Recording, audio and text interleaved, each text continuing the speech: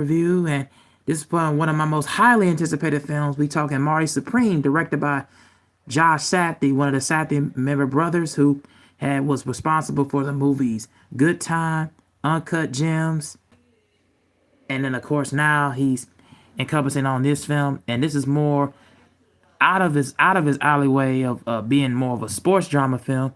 This, of course, stars Timothee Chalamet as Marty Mauser. So in the 1950s, young Marty Mauser pursues his dream of becoming a future champion table tennis player.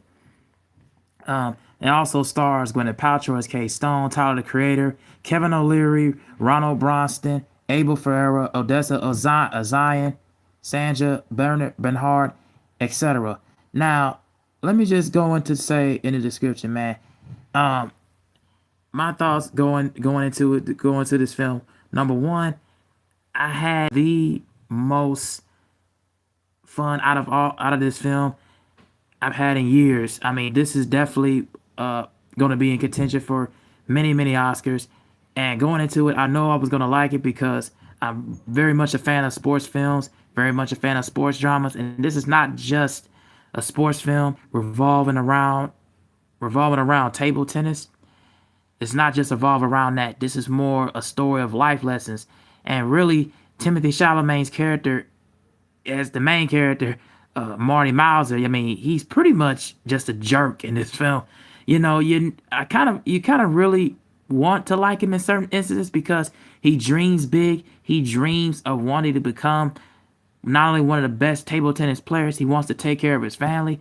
He wants to try to be a family man, but the way he goes about things, how he treats certain people of his family, how he treats, the promoters, and how he treats certain people that wants to try to tell him and try to show him ways on sometimes your dreams and accomplishments may not always come to fold. He's kind of like a jerk to everybody, and he's kind of like a jerk to everybody else, like an arrogant, like it's all about me kind of mentality in this film, and that's pretty much what the role encompassing. And I feel like that was the main point when I watched it. When I watched this film, it's the main point of just following and understanding that, yeah, his character is trying to dream big, achieve things big, and eventually become what he feels like going to become as one of the world's best table tennis players.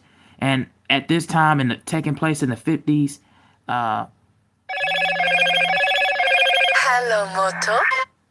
taking this time place in the 50s, set in that time frame where ping pong table tennis was not being taken seriously, was taking pretty much a back seat, and then there's a lot of 80s throwback, it was a lot of 50s throwback music, and then when it takes place in time several years down the road, there's a lot of 80s throwback soundtrack vibes in here that really sets the mood and sets the tone, especially for Marty Mauser when he's looking to commit certain acts and doings.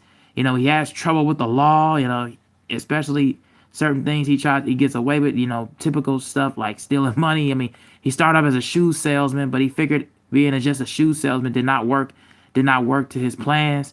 He wants to try to become a bigger, more a reliable, sports player, man. And I feel like he does what he can to try to get by. He does what he can to get right. But at the same time, a lot of trouble, a lot of trials, tribulations, a lot of things come along the way where it does not always end well for him. He almost to the point where he almost has had his life taken away a few times, or he almost could have not been able to compete. And eventually he didn't compete, in the big tournament in Tokyo, but he ended up competing against one of his nemesis that he was in the British Open tennis, in the British Open tournament for table tennis against Keita Endo, and he ends up losing all 3 rounds and all 3 matches in the beginning. But then throughout the film, as he's going through so many cycles in life, with his mother, living from door to door, living in different apartments, couldn't find a way to afford to, pay for his apartments, pay for this house. He ends up living off the fact that his girlfriend, he finds out that it's 8 months pregnant and is due and in labor with a child. And so he's trying to find ways to make money, try to find ways to still continue his dream, but at the same time dealing with a lot of things, dealing with a lot of personal things outside of the sport that he loves, outside of the things that he loves doing, to try to handle and take care of, his family. And so that was a paradigm and a parallax and a parallel within and of his film. And so what I really love about this film is, number one, the casting. Everybody was perfect in this film, all perfectly casted. There was not a single moment in this film where I felt like everybody didn't have a fair share of their moments, especially Gwyneth Paltrow as Kay Stone, especially Odessa A'zion as Rachel. Kevin O'Leary had a great performance in here. Even Tyler the Creator as Wally, when he interacts with Marty, when they going on their road and when they going on to like bowling alleys and tournaments and clubs and downstairs going into their little alleyway for to practice ping pong. They had their moment of riffing and confrontation, but at the same time, it felt like it was like a brother. There was a strong connection.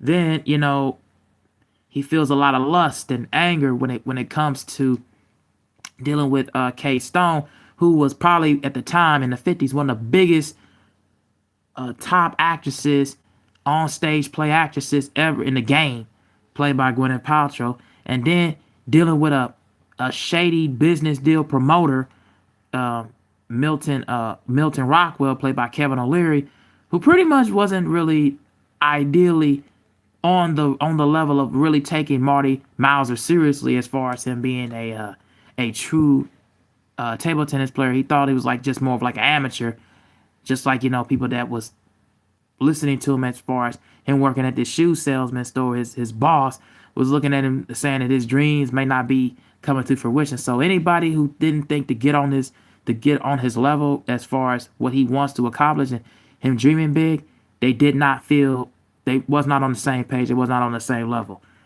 So the casting was absolutely great. The interactions, the dialogue was on point.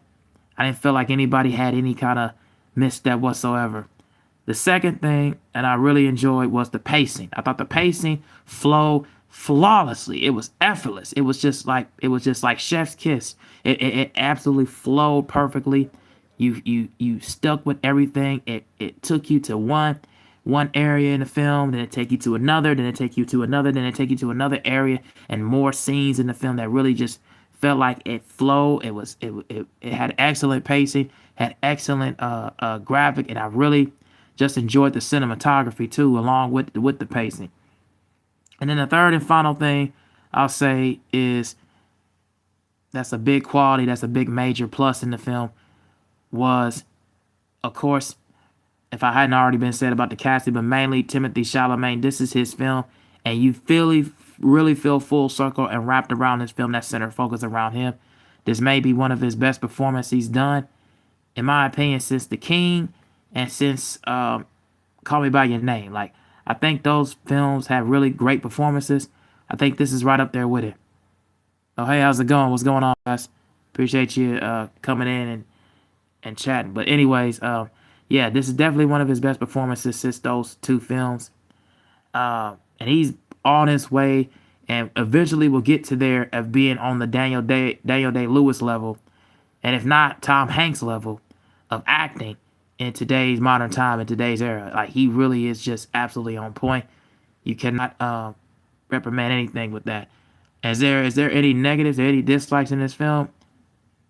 Not really. I don't really have any dislikes for this film at all whatsoever. I just think that this film will definitely be in contention for the Oscars.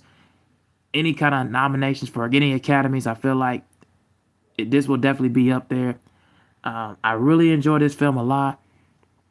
I highly recommend it to most, and I think it's a perfect 4-star film. I don't find any flaws with this one at all whatsoever.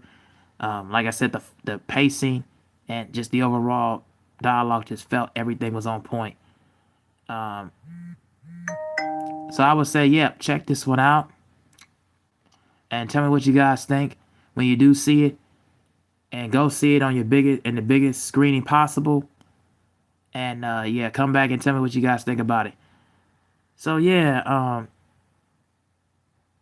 I cannot wait to do my best films of 2025, and that's coming really, really soon. If not, maybe coming in a matter of a few days.